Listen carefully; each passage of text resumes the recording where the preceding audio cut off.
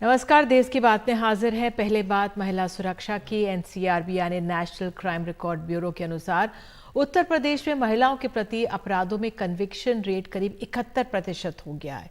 ये बहुत ही महत्वपूर्ण संकेत माना जाए जो जमीन पर महिला सुरक्षा में कानून व्यवस्था कार्यप्रणाली की ओर संकेत दे रहा है।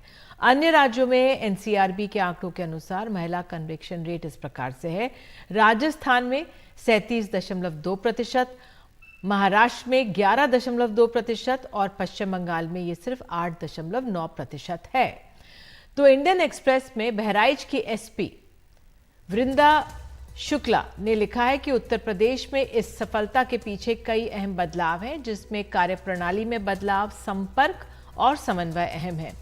डेडिकेटेड मॉनिटरिंग सेल्स बनाए गए हैं और जवाबदेही बढ़ा दी गई है। फॉरेंसिक साइंस की लैब्स की मजबूती से डीएनए और विसरा की रिपोर्ट और जांच में मजबूती आई है। Uttar Pradesh state institute of forensic science ने अब गति पकड़ ली है, जो गुजरात में नेशनल फॉरेंसिक साइंस यूनिवर्सिटी के साथ मिलकर काम कर रहा है।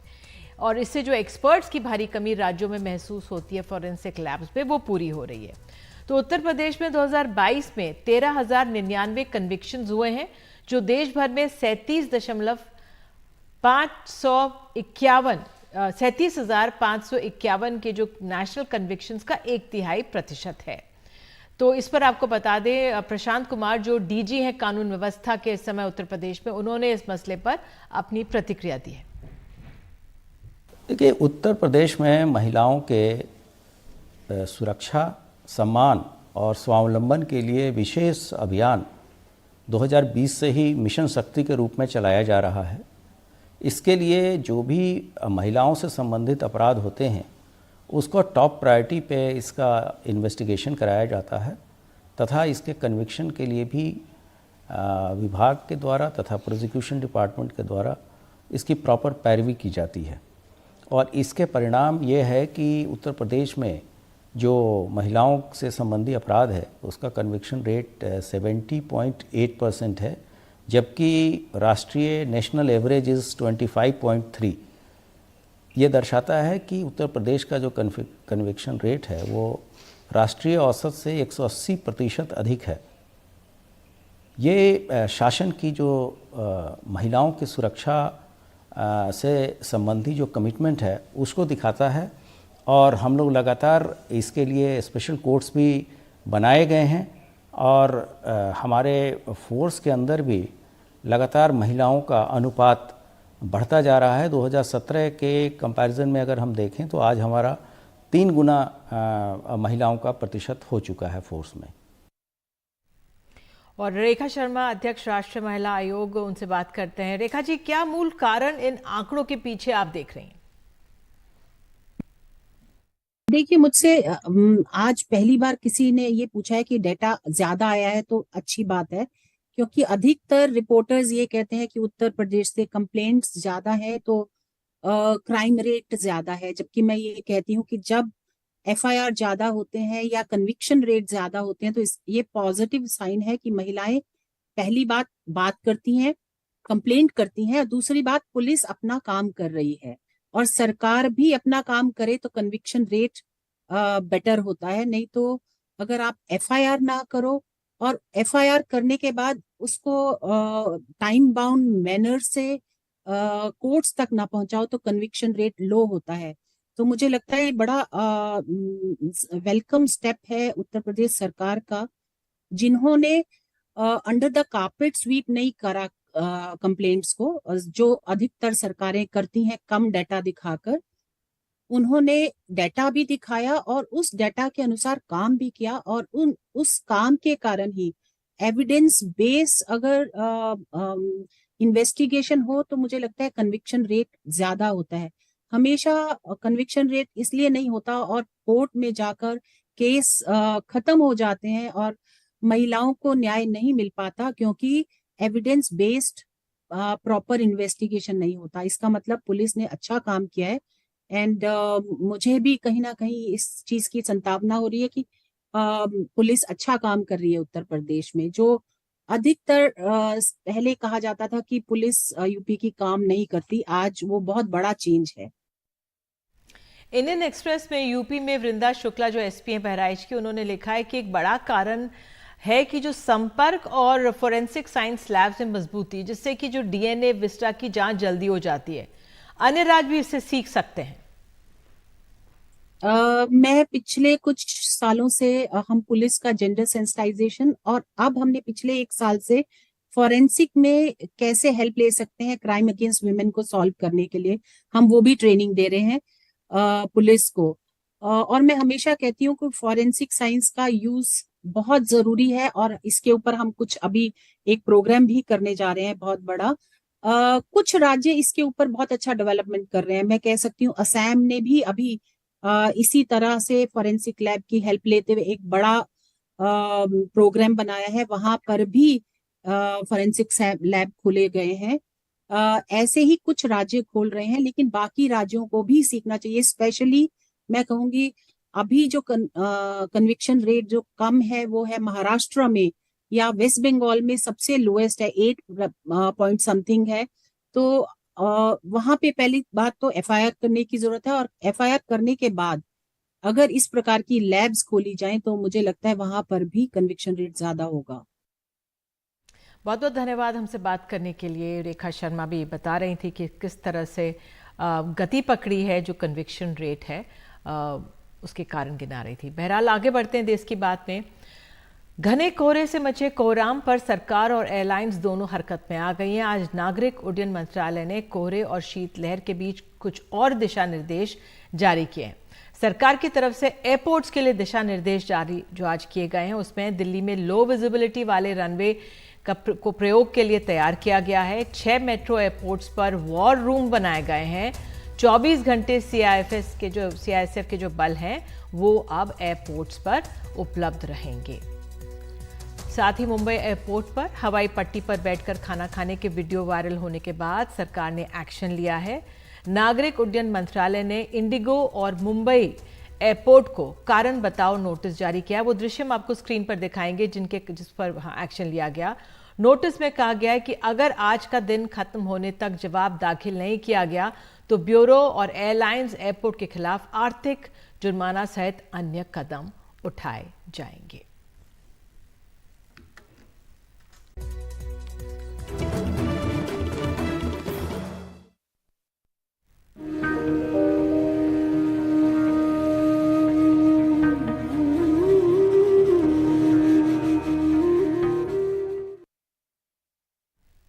बात अब अयोध्या धाम की। आज से 6 दिन तक विधिवत हवन पूजन शुरू हो गया। आज पूजा का पहला दिन रहा। आज प्रायश्चित और कर्मकुटी पूजन हुआ। इसके बाद कल रामलला की मूर्ति के साथ अयोध्या में शोभा यात्रा निकाली जाएगी। साथ ही मंगल कलश में सरयू का जल लेकर श्रद्धालु मंदिर पहुंचेंगे। 18 जनवरी को गणेश अंबिका पूजन होगा, वरुण पूजन होगा। वास्तु पूजन से विधिवत अनुष्ठान की शुरुआत हो जाएगी। 19 जनवरी को अग्नि स्थापना, नवग्रह स्थापना और हवन होना है।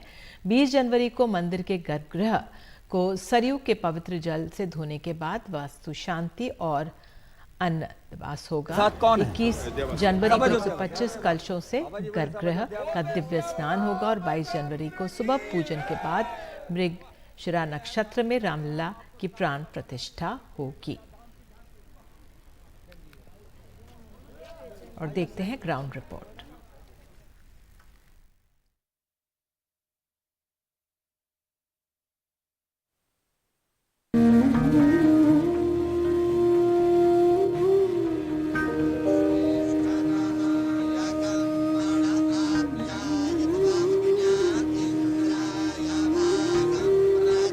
ये राम मंदिर की ताजा तस्वीरें हैं।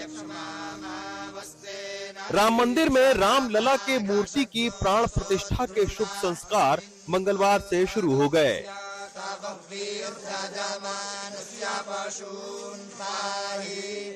मूर्ति को 12 अधिवास कराए जाएंगे। मंगलवार को प्रायश्चित और कर्मकूट पूजन का आयोजन हुआ।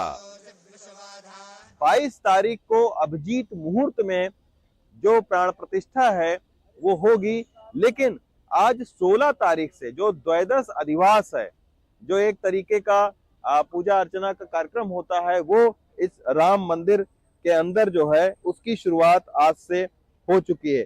जो 12 अधिवास हैं वो मूर्ति को कराया जाएगा। ये एक तरीके का धार्मिक अनुष्ठान होता है और 18 तारीख को जो मूर्ति है उसको 18 तारीख को मुख्य गर्भगृह में रख दिया जाएगा।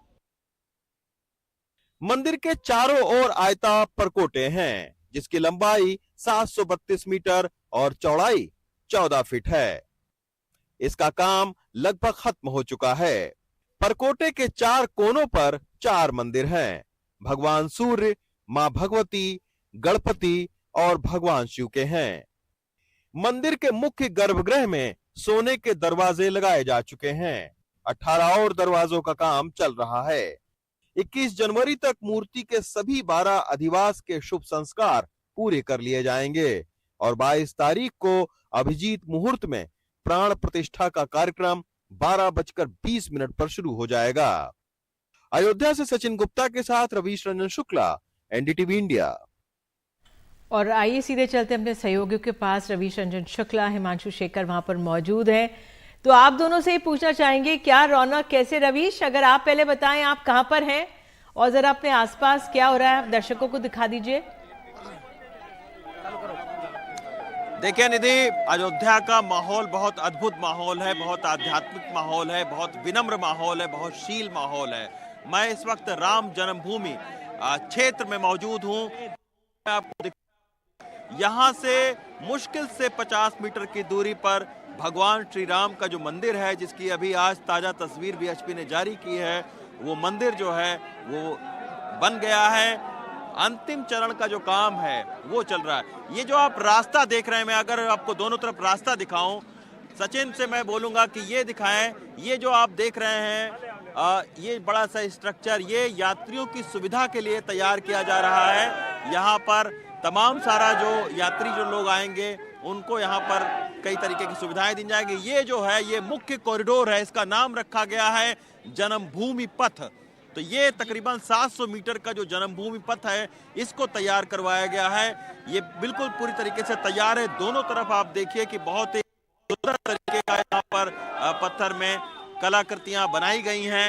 और जैसा कि आज आप बता रही थी कि आज से यानी 16 तारीख से जो मूर्ति के प्राण प्रतिष्ठा का जो संस्कार है वो शुरू हो चुका है। ये देखिए, ये श्रद्धालुओं में जोश आप देखिए, कड़कड़ाके की ठंड पड़ रही है, लेकिन देश के अलग अलग जगहों से यहाँ पर जो श्रद्धालु हैं वो लगातार पहुंच रहे हैं। ये देखिए, ये श्रद्धालु हैं जो कि हजारों किलोमीटर का सफर तय करके इस कड़ाके की ठंड में यहाँ पर पहुंचे हुए हैं। ये माता जी हैं, क्या बोलना चाहती हैं माता जी? यहाँ पर अयोध्या हम लोग आए हैं 1008 हवन कुंड में बैठने के लिए रामलला के, और यहाँ पर आकर ऐसा वातावरण है जैसे राम राज्य वापस से आ गया है। और हमें ये पूरी उम्मीद है जिस दिन रामलला वापस से यहाँ स्थापित होंगे, वापस से त्रेता युग और सतयुग का वातावरण होएगा और हमारा भारत वापस से सर्वोपरि बनेगा। बिल्कुल, भावनाएं हम देख सकते हैं, सुन सकते हैं। रवीश, जो आप बता रहे थे, अब सीधे हम सरयू के तट पे जाएंगे। सरयू के तट पे हमारे सहयोगी हिमांशु शेखर मौजूद हैं। हिमांशु, आप सरयू के तट पे वहां की जरा रौनक दिखा दीजिए। देखिए, निश्चित तौर पर निधि, इस वक्त मैं उस ऐतिहासिक सरयू नदी के ठीक किनारे हूँ और मेरे पीछे एक लेज़र शो यहाँ पर चल रहा है। और हर दिन यहाँ पर बहुत बड़ी संख्या में जो श्रद्धालु और टूरिस्ट लोग यहाँ पे आते हैं वो यहाँ पर आकर इसका लुत्फ उठाते हैं। एक लेज़र शो है जो हर दिन शाम को यहाँ पर सरयू तट पर किया जाता है। और मेरे साथ यहाँ पर 2 लड़कियाँ हैं जिन्होंने एक बहुत ही खूबसूरत पेंटिंग की है निधि। ये बालू की रेत में कलर मिलाकर, रंगों को मिलाकर भगवान राम, सीता और नए राम मंदिर की तस्वीर इन्होंने बनाई है। क्या अभिव्यक्त करना चाहते हैं आप इसके जरिए?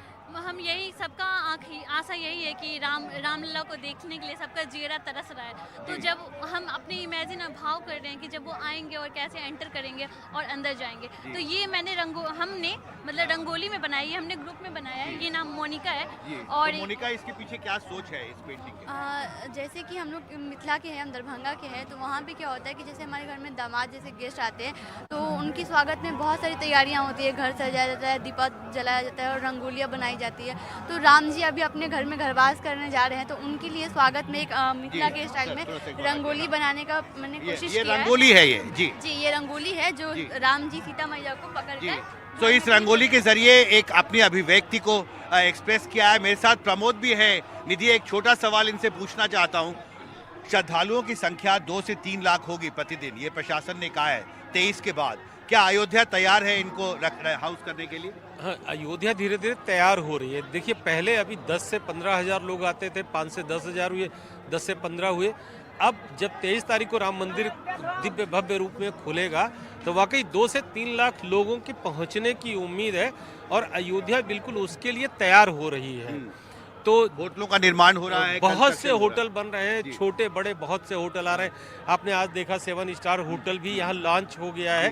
तो एक धर्मशाला से लेकर के गेस्ट हाउस से लेकर 7 स्टार होटल तक आ रहा है, जिसमें हजार यात्री जो है यहाँ पे रुकेंगे। यहाँ रुकेंगे और इंडिया का पहला 7 स्टार होटल अयोध्या में बनेगा। ये जानकारी प्रशासन की तरफ से आई है। निधि, तो काफी कुछ बदल रहा है। निश्चित तौर पर अयोध्या का इतिहास जो है वो 23 तारीख के बाद एक बार फिर बदलने वाला। जी, बहुत बहुत धन्यवाद इस जानकारी के लिए। वाकई में अयोध्या त्योहार तैयार किस तरह से हो रही है आप दोनों ने दिखाया। और अब एक और रिपोर्ट जो आप लोगों ने भेजी है कि किस तरह से श्रद्धालु तो आ ही रहे, लेकिन बड़ी बड़ी कंपनियां पहुंच रही हैं। जमीन के जो दाम हैं वो अयोध्या धाम में बहुत ज्यादा बढ़ गए हैं। और अमिताभ बच्चन ने जमीन खरीदी है, होटल जैसे व्यापार कारोबार शुरू हो रहे। देखिए ग्राउंड रिपोर्ट। अयोध्या के नया घाट से करीब 8 किलोमीटर दूर तिहुरा माझा गांव का रास्ता। सरयू के किनारे बसा ये गांव साल भर पहले तक अनजान था, लेकिन जब से यहां पर अमिताभ बच्चन ने जमीन ली है, जमीन के दाम आसमान छूने लगे हैं। इसी गांव के अरविंद, विजय और श्यामलाल जैसे 100 से ज्यादा लोगों की सैकड़ों एकड़ जमीन को मुंबई के एक बड़े बिल्डर ने खरीद लिया है।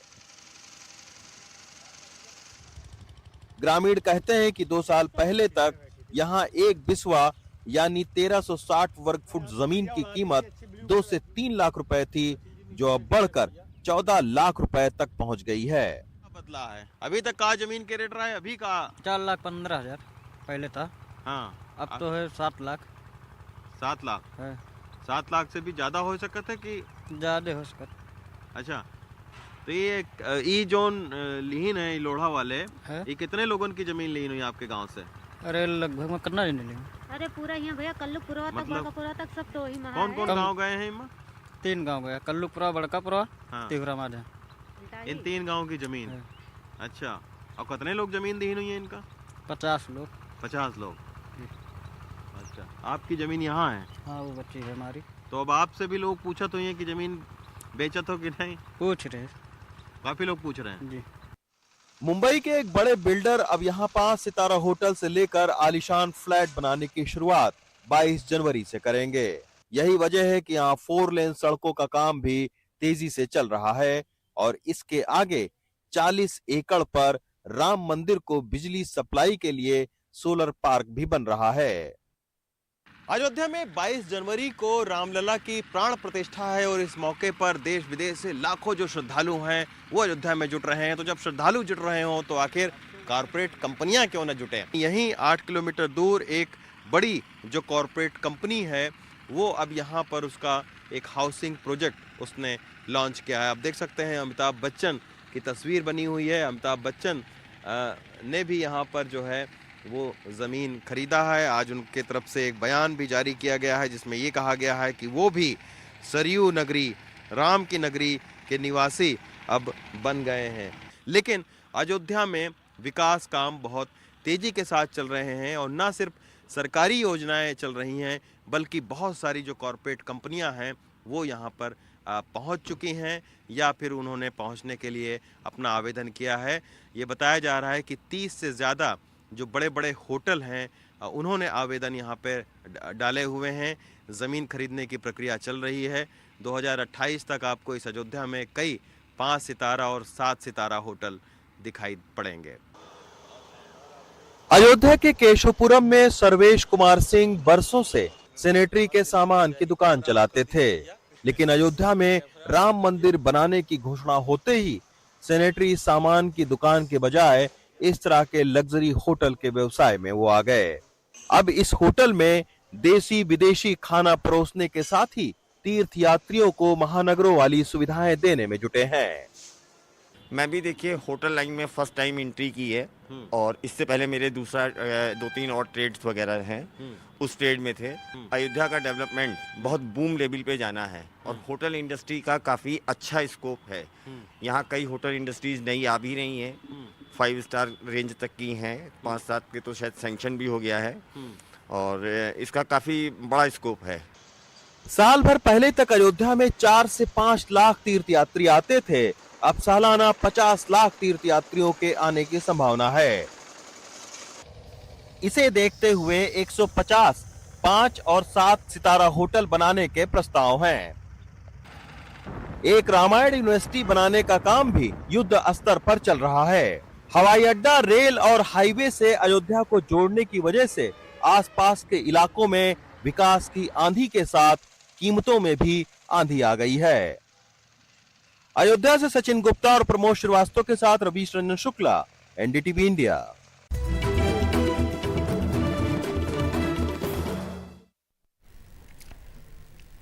भारत जोड़ो न्याय यात्रा कर रहे कांग्रेस के नेता राहुल गांधी ने 22 जनवरी को राम मंदिर में होने वाले प्राण प्रतिष्ठा कार्यक्रम को नरेंद्र मोदी का कार्यक्रम बताया है और राहुल गांधी के इस बयान पर केंद्रीय मंत्री राजीव चंद्रशेखर ने पलटवार किया है।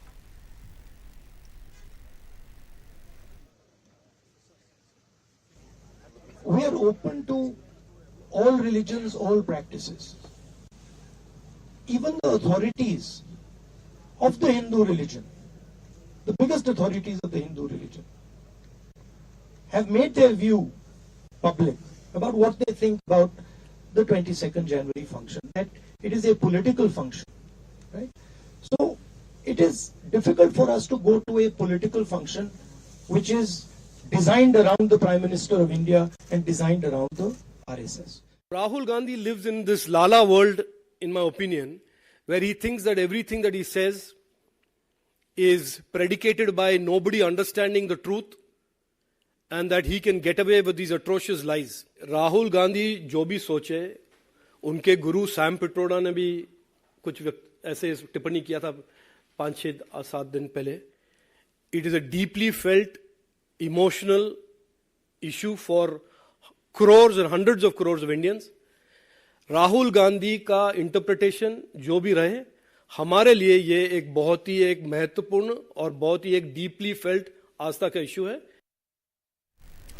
राहुल गांधी की भारत जोड़ो न्याय यात्रा का तीसरा दिन है. आज यात्रा नागालैंड के कोहिमा से शुरू हुई. राहुल गांधी ने कोहिमा में स्थानीय लोग से मुलाकात की. फिलहाल ये यात्रा नागालैंड के वोखा गांव पहुंची है और उनके साथ कई समर्थक नजर आए. राहुल ने कहा कि यात्रा लोगों को न्याय दिलाने की यात्रा है और इस बीच राहुल गांधी ने प्रेस कॉन्फ्रेंस कर बीजेपी पर निशाना भी साधा.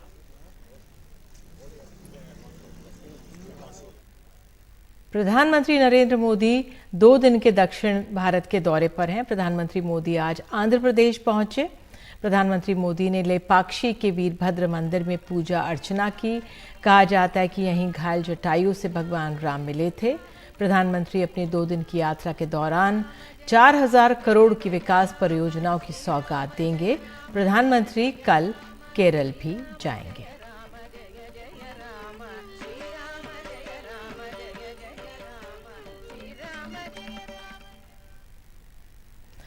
हुंडई ने 2024 में अपनी नई क्रेटा गाड़ी लॉन्च की है. इसमें क्या क्या सुविधाएं उपलब्ध हैं, नए मॉडल्स में सुविधाओं में क्या बढ़ोतरी की गई है, साथ ही आने वाले समय में इसकी बिक्री को लेकर क्या कयास लगाए जा रहे हैं, इसको लेकर एनडीटीवी से बात की है हुंडई के इंडिया के सीओओ तरुण गर्ग ने.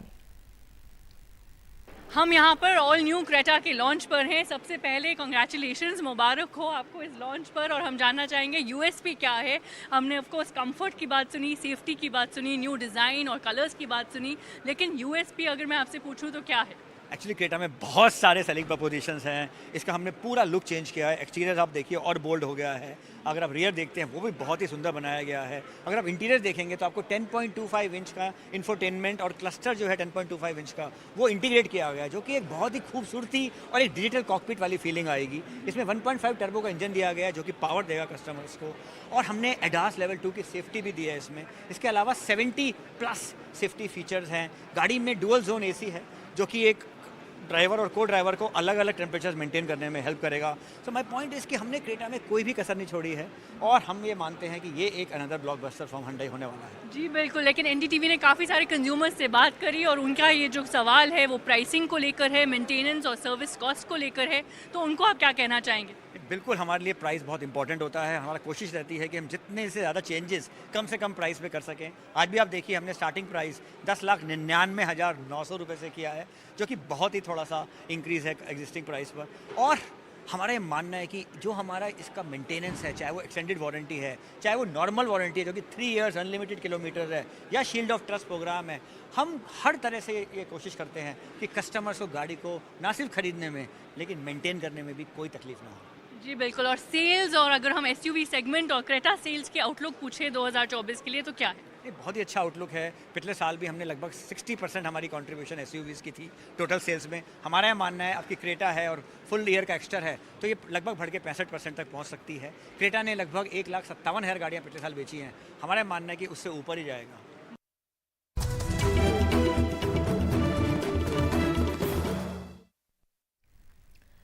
वर्ल्ड इकोनॉमिक फोरम की दावोस में चल रही बैठक के बीच फोरम की वेबसाइट पर अडानी समूह के प्रमुख गौतम अडानी का एक ब्लॉग प्रकाशित हुआ है, जिसमें भारत जैसे देशों में नेट जीरो का लक्ष्य हासिल करने में ग्रीन हाइड्रोजन की अहमियत पर जोर दिया गया है। लेख का शीर्षक है reducing cost, the key to leveraging green hydrogen on the road to net zero. Blog में गौतम अडानी ने पर्यावरण के साथ साथ भारत के विकास के लिए भी ग्रीन हाइड्रोजन की अहमियत को रेखांकित किया है। उन्होंने लिखा है, भारत में समाधान ये नहीं है कि हम एक जीवाश्म ऊर्जा की जगह दूसरी ऊर्जा ले आएं, बल्कि अक्षय और ग्रीन हाइड्रोजन की ओर तेजी से बढ़ें। सौर लागत में कटौती को ग्रीन हाइड्रोजन में भी संभव किया जा सकता है। इस बदलाव से भारत को ऊर्जा सुरक्षा हासिल करने में भी मदद मिलेगी और शहरों में हवा की गुणवत्ता सुधारने में भी। खाद बनाने के लिए ज़रूरी आयातित अमोनिया की कीमतों की अनिश्चितता मिटाकर खाद्य सुरक्षा सुनिश्चित करने में भी इसका योगदान हो सकता है। सबसे अहम बात, इससे दुनिया को जलवायु परिवर्तन के दुष्प्रभावों से बचने का भी अवसर मिलेगा। ग्रीन हाइड्रोजन के क्षेत्र में अडानी समूह काफ़ी अहम काम कर रहा है। Adani new industries limited Gujarat में 10 लाख मेट्रिक टन सालाना उत्पादन का काम कर रहा है। अगले 10 सालों में इसे 30 लाख मिलियन टन प्रति वर्ष करने का लक्ष्य है।